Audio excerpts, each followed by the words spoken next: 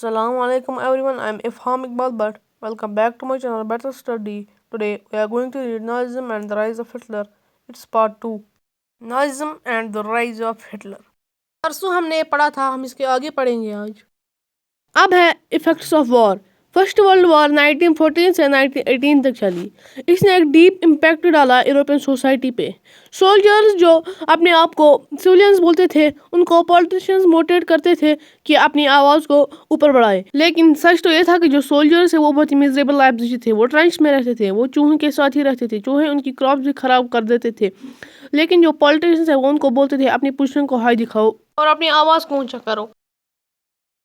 जो first world war है उसने जर्मनी पे बहुत ही फाइनेंशियल इम्पैक्ट डाला। उसने उसकी सारी ओवरसीज कॉलोनीज और टेरिटरीज छीन ली और मैसिव पीपल मर गए यूरोनिकल वॉर में। और जो ये सारा कॉज है गिल्ट का, ये सारा जो किया है वॉर, ये सारा जर्मनी पे चढ़ा गया। और जर्मनी को एक कंपनसेशन भी देना पड़ा है, इसको कंपनसेशन यानी फाइन भी देना पड़ा है इसको। जो बहुत सारे सोशलिस्ट और कैथोलिक्स थे वो सपोर्ट करते थे जर्मनी को, और जो ये सपोर्ट करते थे जर्मनी को इनको नवंबर क्रिमिनल्स कहते थे। और जो ये नवंबर क्रिमिनल्स इनको ये टैग दिया था, ये अलाइज ने दिया था। अब है पॉलिटिकल कंडीशंस इन जर्मनी। जो पीपल थे बर्लिन में, बर्लिन कैपिटल है जर्मनी की, उनने एक सोवियत स्टाइल गवर्नेंस बनाई।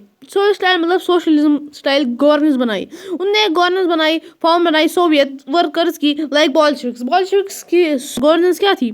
सोशलिज्म। उनने भी ऐसी ही बनाई। This rally was called separate legacy. ये आपके एग्जाम में आ सकता है, इसे भी नोट करके रखिए। इसे कहते थे सेपरेट लेगेसी। अब है जो सेपरेट लेगेसी को अपोज करते थे वो वेमार में गए और उनने वहाँ पर डिमांड की डेमोक्रेसी। और उनने एक ऑर्गेनाइजेशन बनाई फ्री क्रॉप्स। और जो सेपरेट लेगेसी के लोग हैं उनने बनाई कम्युनिस्ट पार्टी ऑफ जर्मनी। अब है जो पॉलिटिकल कंडीशंस थी जर्मनी में वो इकोनॉमिक क्राइसिस की वजह से अराइज हो गई। और जो जर्मन ने लोन लिए थे वॉर को फाइट करने के लिए, उनने वो गोल्ड से पे किए। और कुछ गोल्ड रिजर्वर्स पहले से ही अलाइज ने ऑक्यूपाई कर रखे थे। जर्मनी ने रिफ्यूज कर दिया फ्रांस को कंपनसेशन देने से, यानी फाइन देने से। After the loss of war, पहली वर्ल्ड वॉर के हारने के बाद, फ्रांस ने उनका जो फेमस इंडस्ट्रियल एरिया था रूह, वो एक कोल्ड फील्ड था जर्मनी में, उसे ऑक्यूपाई कर लिया। और जर्मनी ने स्टार्ट किया पेपर करेंसी को प्रिंट करना जब उसने अपना फेमस इंडस्ट्रियल एरिया यानी रूह को खो दिया। पेपर करेंसी की प्रिंट करने की वजह से जो फ्रांस का मनी का वैल्यू था वो बहुत ही ज़्यादा गिर गया। वो 24,000 से 9,88,60,000 चला गया। इसका मतलब यह है कि जो चीज़ 24,000 में मिलती थी वो 9,88,60,000 में मिलेगी।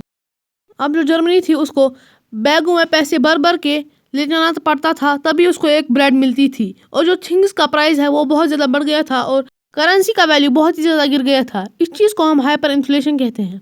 हाइपर इन्फ्लेशन एक ऐसी सिचुएशन होती है जिसमें जो थिंग्स का प्राइस है वो बहुत ज़्यादा इंक्रीज हो जाता है और जो मनी का वैल्यू है वो बहुत ज़्यादा डिक्रीज हो जाता है। ये भी आपके एग्जाम में आ सकता है, इसे भी आप नोट करके रखिए। हाइपर इन्फ्लेशन क्या होता है?